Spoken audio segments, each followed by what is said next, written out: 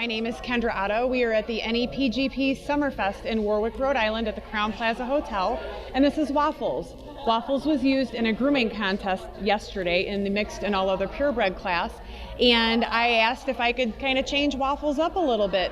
What I'm going to be doing on her today is giving her a lion tail and little tassels on her ear, kind of like a Bedlington Terrier. It's a little something different. Now, when you're doing a lion tail on a dog, what you want to do is have them stand like they normally would, stack them naturally, gently fold the tail over the back, and where the tail folds over the back that meets the top of the hip bones, you want to draw an imaginary line through the tail, and that's where you want your tail set to be. So what I'm going to do is actually just scissor this instead of clipper it. So I'm going to push the tail over the back again, find my line right here, so this is where I'm going to scissor to. And I'm going to pull the coat out around the tail.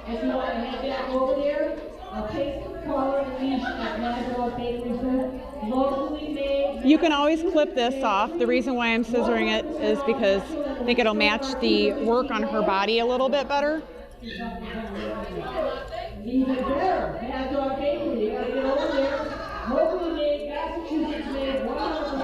Now the comb that I'm using is pretty cool actually. It has fine, medium, and coarse teeth on it. I thought this was pretty interesting to pick up. It's a Greyhound comb from Ashley Craig. Never seen one like it before, and I figured I'd play with it at the show. So I'm just slowly pulling the hair out from the tail.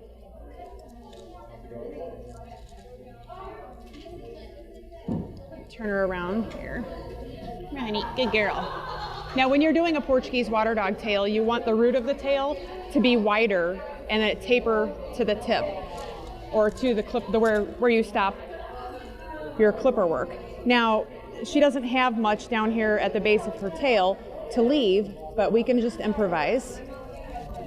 If you can just imagine a Christmas tree shape, that's the tail you're looking for. I'm going to clean up the rest of her tail back here. So now that I have the back and the sides cleaned up, I can see my line, and I'm going to pull up the hair on top of the tail.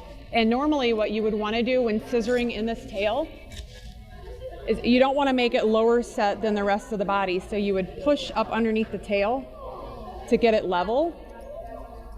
But she already has actually a little bit of dip from yesterday. We'll see if we can make that match. So I'm just scissoring down the top of the tail, matching the lines that I created on the back and the sides of the tail.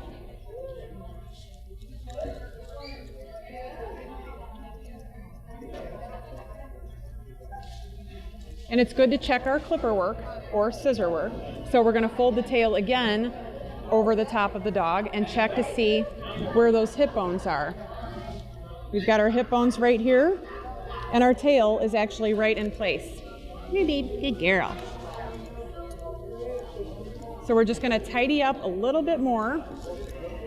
It's always good to double and triple check your work.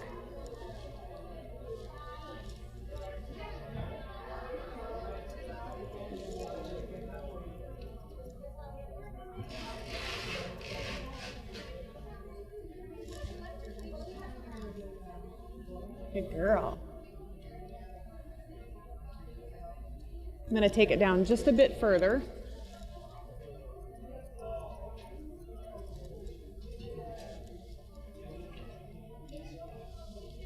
Make sure we pull out that hair on the sides.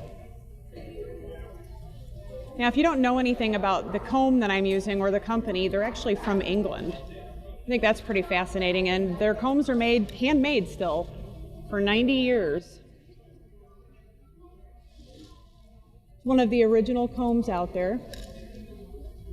We want to make sure that our line all the way around the tail is in the same place. Good girl. I'm going to trim up the backside just a tiny bit. Okay, now normally on a lion tail, you don't trim the end. Unless it's super scraggly. On a show dog, you absolutely wouldn't. But it looks like her tail was kind of trimmed a little bit yesterday. There's your lion tail. And next we're gonna go on to the ears. What I'm using is the Andis 5-speed Excel clipper with a 15 blade on it. And we're gonna create tassel ears on her. So what a tassel is actually at the bottom of the ear, it's an inverted V.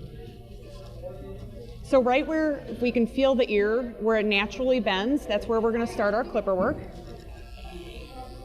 We don't wanna take them too high set up into the top of her head, just because we don't wanna make her ears look pinched. Good girl. We're gonna go ahead and take off the back of the ear. Now, she's never had her ears clippered before, so that's probably why she's acting a little funny. I go ahead and get the inside the ear.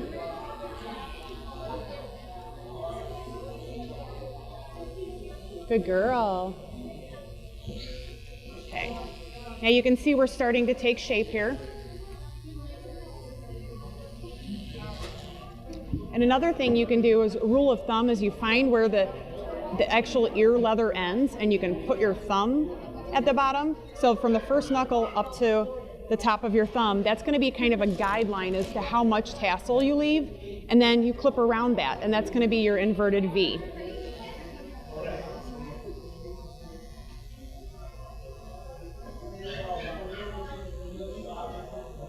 If you're wondering why she's in this kind of a harness, she actually has trachea problems. So this harness is actually from KC Grooming Supply. They work really well.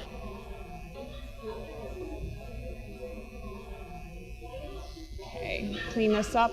Now make sure when you're clippering the inside of the ear itself, you don't want to go all the way down to the ear leather because you're going to remove the bulk of the tassel that needs to stay there. So you only take your clipper work right down to where your ear tassel starts.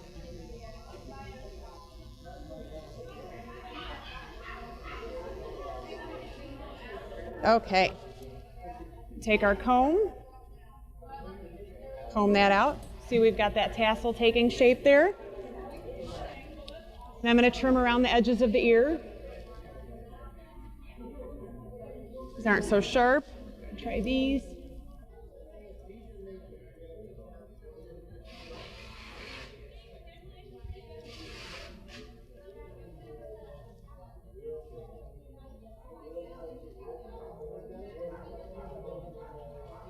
Come on around over here to this side.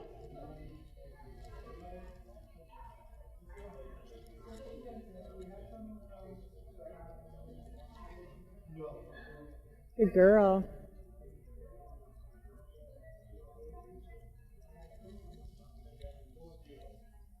Okay.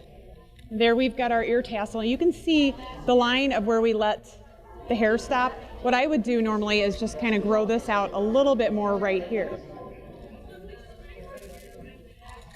Now we're going to trim the ear tassel itself. It's a little bit bushy. What I'm going to do is I'm going to take my curves, just kind of round out the bottom. Make it look healthy.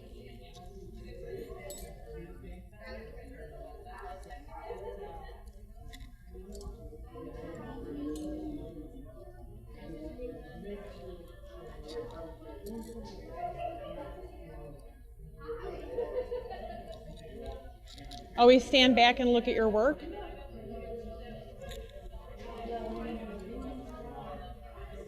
Take a little bit more off here. Here. Good girl.